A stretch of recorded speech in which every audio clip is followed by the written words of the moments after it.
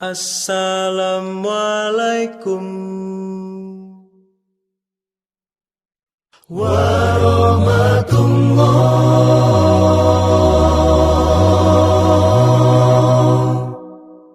wabarakatuh. Memberikan feedback yang selanjutnya, Pak Yohanes seperti waktu sebelum menit. Silakan. Terima kasih. Saya menanggapi pertanyaan jawaban dari Pak Mokoginta. Karena itu pergilah jadikan semua bangsa muridku. Itu pada Matius 29 ayat 19, 28 ayat 19. Beliau mengatakan mungkin itu tidak ada atau gimana. Sekarang saya buktikan. Matius 24, artinya 24 adalah sebelum 28. Itu diucapkan sebelum ayat ke-28. Dikatakan begini, dan Injil Kerajaan ini akan diberitakan ke seluruh dunia. Akan diberitakan ke seluruh dunia. Bukti kuat bahwa Injil diberitakan ke seluruh dunia, maaf, di dalam Al-Quran ada berapa kali terucap kata Injil. Nah ini, oke. Sekarang saya lihat mengenai pertanyaan Bapak tadi, mengenai Korintus, kisah para rasul 11 ayat 26, mereka tinggal bersama-sama dengan jemaat 1 tahun lamanya di dalam Kristen. Sebentar saya bukakan pasal. Kita buktikan apakah Allah menyetujui penginjil-penginjil ini atau Paulus dan kawan-kawan. Kita buktikan di sini. Kisah para rasul itu ayat 11, artinya jika Allah tidak berkenan, maka ayat ke-12 tidak akan ada. Kita lihat di sini ayat ke-12. Di sini ya. Bahwa Allah masih mengutus malaikat Tuhan. Ada di sini juga. Pertama lihat, demikianlah Petrus ditahan di dalam penjara, tetapi jemaat dengan tekun mendorong kepada Allah. Pada malam sebelum Herodes hendak menghadapkan kepada orang banyak, Petrus ada sebagainya. Tiba-tiba berdirilah seorang malaikat Tuhan. Artinya Tuhan merestui nama jemaat itu.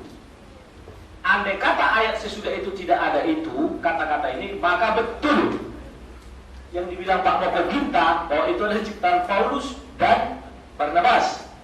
Tapi jemaat ini jelas-jelas seorang malaikat Tuhan. Jika Tuhan tidak berkenan, tidak akan mungkin dikirim malaikatnya. Itu logika kita berpikir. Nah, oke. Sekarang saya mungkin sudah terlalu banyak menjawab, jadi agak lupa apa yang lain. Biar banyak pertanyaan, mungkin itu dulu sanggahan saya. Kan kita biar diskusi lebih banyak. Kalau hanya ini kan mungkin Pak mau kita ada hal-hal baru. Silakan Pak, cukup segitu aja. Baik, terima kasih. Bapak dan Saudara, waktu akan kami berikan kepada Bapak Ibu peserta. Namun ada beberapa hal yang ingin disampaikan. Yang pertama, Bapak berbicara setelah kami beri waktu. Yang kedua, kami tadi sudah sepakat bahwa untuk setiap yang mengajukan pertanyaannya, alamatnya jelas, apa kepada Pak Yohanes atau kepada Bapak Mokoginta. Yang ketiga, waktu Bapak akan diberikan hanya 2 menit. Kami persilakan. Assalamualaikum warahmatullahi wabarakatuh. Saya tunjukkan kepada moderator dan Rudi Yohanes.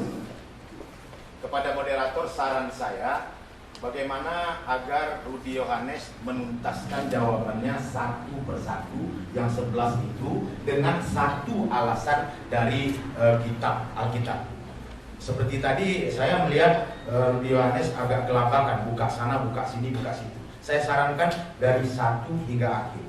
Kemudian yang kedua, mana pengakuan Yesus dalam Alkitab bahwa dia beragama Kristen?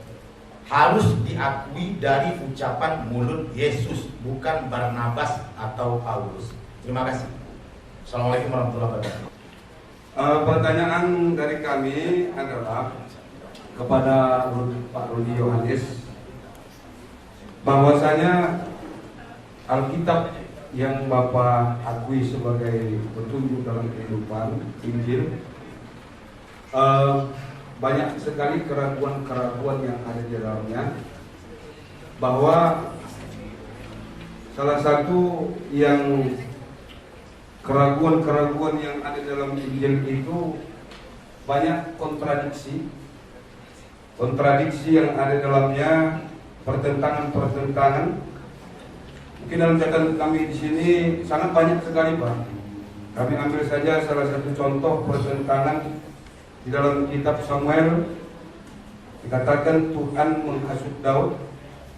Dalam Tawarikh kitab 1, setan membujuk Daud.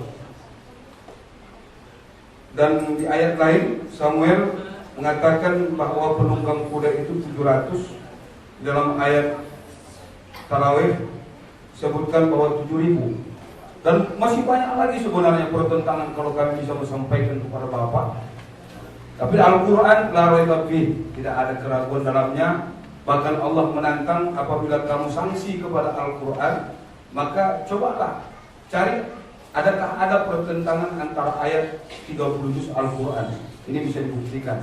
Makanya Pak, kami sedikit memberikan masukan kepada Bapak Rudi bahwa ketika ingin menjawab persoalan dari Bapak Ustadz, banyak hal-hal kadang-kadang dalam Alkitab itu yang Bapak bebas untuk memasukkan kata-kata, karena ya Alkitab itu tidak lagi sebagai firman Tuhan secara murni. Demikian. Assalamualaikum warahmatullahi wabarakatuh. Yang menunjukkan pertanyaan berikutnya, jangan keluar dari tema yang sudah kita sepakati.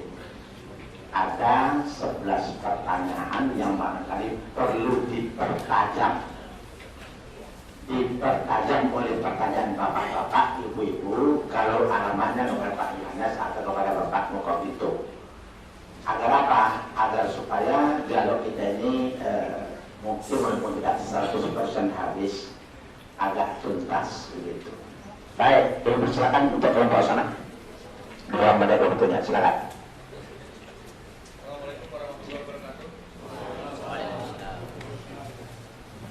Saya Muhammad Nasrullah dari Universitas Riau.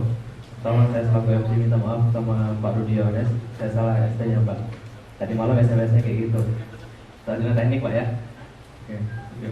Lalu pertanyaan saya, tadi Bapak ada nyinggung soal kata-kata dalam Quran yang soal yang kalau misalnya itu bisa dibuktikan oleh salah seorang hafiz, Bapak langsung jadi muslim. Nah, lalu masalahnya Bapak juga mengatakan kalau misalnya kita tidak butuh hafiz lagi. Lalu gimana masalah kemarin itu sampai ada sholat tambahan gitu Pak? Nah itu teknologi juga itu. Justru kita semakin teknologi maju kita makin butuh hafiz. Tapi pertanyaan inti saya adalah yang Bapak katakan tadi. Nah coba dikemukakan Pak pertanyaannya. Jadi bisa kami menilainya satu-satu. Mungkin itu Pak. Terima kasih moderator. Assalamualaikum warahmatullahi wabarakatuh. Nama saya Fajar Kurnia dari Fakultas Ekonomi Universitas Riau. Yang ingin saya tanyakan ialah mengenai jawaban Bapak tadi perihal kepada Pak Rudi, ya, jawaban Bapak tadi perihal mana perkataan Yesus bahwa mana buktinya bahwa dia itu beragama Kristen gitu. Tadi saya menangkap bahwa Bapak pertama membahas masalah jemaat segala macam dan terus sehingga menyebut bahwa Yesus itu adalah Kristus gitu ya, bahwa dia adalah seorang Kristus. Yang saya tanyakan ialah apa sih Pak sebenarnya perbedaan antara Kristen dan Kristus itu sendiri? Apakah ini merupakan satu hal yang sama atau tidak gitu? Masalah tadi Bapak menyangkut bahkan seperti menanggap bahwa Kristus sama dengan Kristen. Seperti itu. Terima kasih. Assalamualaikum warahmatullahi wabarakatuh. Sekarang ini mengenai keraguan yang tadi disampaikan Bapak itu bahwa ada pertentangan, itu sudah sering saya jawab. Sebentar, itu 2 Samuel 2:24 ayat 1 sampai 17 versus Tawarikh 21 ayat 1:17. Apakah pertentangan? Saya sudah sering jawab di note saya di Facebook segala macam. Bangkitlah pula murka Tuhan terhadap orang Israel. Ia menghasut Daud melawan mereka. Firman-Nya, pergilah hitung orang Israel dan orang Yehuda. Di Tawarikh dibilang, iblis bangkit melawan orang Israel dan ia membujuk Daud untuk menghitung orang Israel. Nah, kan di situ ada sepertinya iblis dan Tuhan. Setiap saya nulis saya katakan bahwa gaya penulisan Tawarikh dengan Samuel itu adalah beda. Itu kan 2 orang yang berbeda Pak. Kecuali satu orang yang berbeda mungkin terjadi kesalahan. Tapi kalau dua orang berbeda itu sangat memungkinkan gaya penulisan. Contoh tadi kayak kuda yang 700 itu juga sudah saya jawab. Si Samuel biasa menulis, misalnya dia menjawab secara keseluruhan. Jika dilihatnya panser, dia akan bilang ada satu pasukan infanteri. Padahal di dalam panser itu ada manusianya. Tawarik menulis bahwa di dalam panser itu ada 7 orang, 7 pasukan kavaleri, infanteri. Misalnya seperti itu. Itu sudah sering saya ulas karena ini saya bahaskan satu aja yang tadi menghasut itu. Kata kunci pertama, saya bukakan di sini ayatnya sebentar ya, Samuel 24. Saya bukakan satu tawariknya aja. Kenapa satu tawarik itu dikatakan iblis? Ya, bangkitlah pula murka. Kalau yang Samuel kupikir tak ada masalah, kita semua yakin Tuhan. Sekarang iblis, satu tawarik 21. Satu tawarik 21. Ini ya, 21 ayat 1. Nah, ini. Isinya begini. Lalu, ini iblis bangkit melawan Israel dan ia membujuk Daud untuk menghitung orang Israel. Ya, nah kita lihat di sini.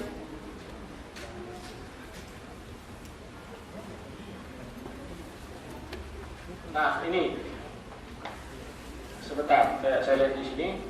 Kata kuncinya adalah berada di bawah ya. Di sini iblis iya, dan ia di sini apakah iblis, ini loh ada kata iya, apakah iblis ataukah Tuhan, kan gitu. Hadirin, karena tidak bicara sendiri-sendiri, tolong diikuti jawaban-jawaban yang disampaikan agar bisa diketahui gitu. Oleh karenanya para peserta kami mohon untuk tidak bicara sendiri-sendiri. Sekali lagi mohon maaf, tidak bicara sendiri-sendiri. Terima kasih. Nah, oke. Di sini sudah saya tulis. Jika Allah, maka tidaklah mungkin Daud menyesal atas perintah Allah, karena ada kata iya. Ya, terus, nah, ini bertulisan 2 Samuel 24, tetapi berdebar-debarlah hati Daud. Ya kan, ada ya kan? Setelah ia menghitung rakyatnya, lalu berkatalah Daud kepada Tuhan, aku telah sangat berdosa karena melakukan hal ini. Maka sekarang Tuhan, jauhkanlah kiranya kesalahan hamba-Mu ini, sebab perbuatanku ini sangat bodoh, kata dia kan. Daud menyesal atas tindakannya. Artinya penyesalan yang dibuat Daud lakukan tersebut karena dia mengikut perintah iblis, bukan mengikut perintah Tuhan.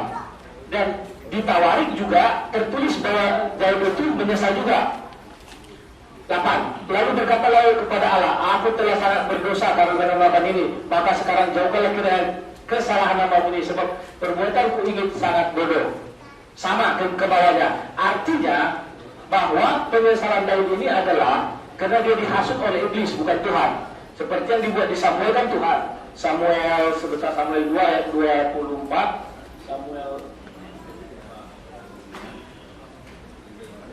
Samuel 2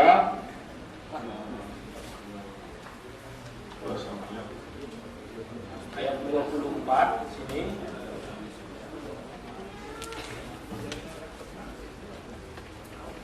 Bangkitlah murka Tuhan. Kali tadi bermasyarakat. Tapi bangkitlah murka Tuhan terhadap orang Israel. Titik koma, ingat, titik koma.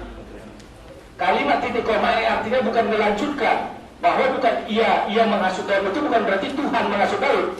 Kecuali koma, betul Tuhan menghasut Daud. Tapi titik dan koma artinya bukan kelanjutan.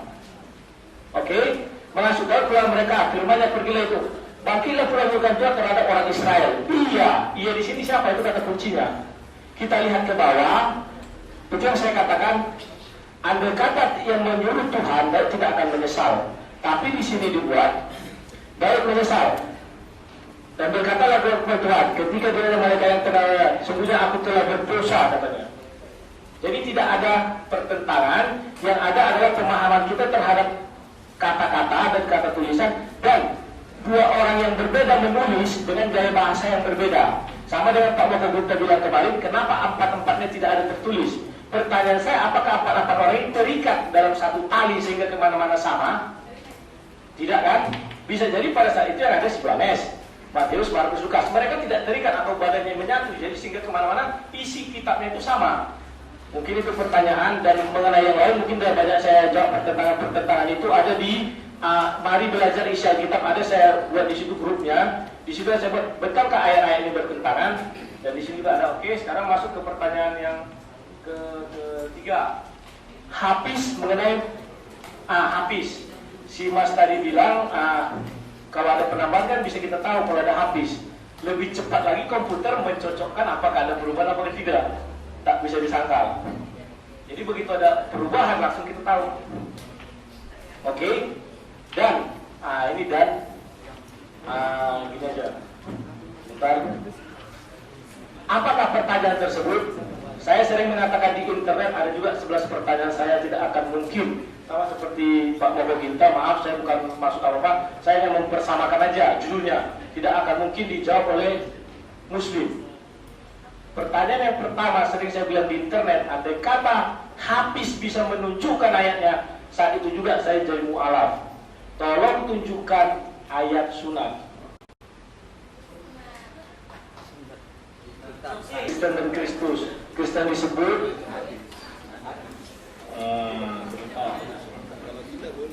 Kristen dan Kristus.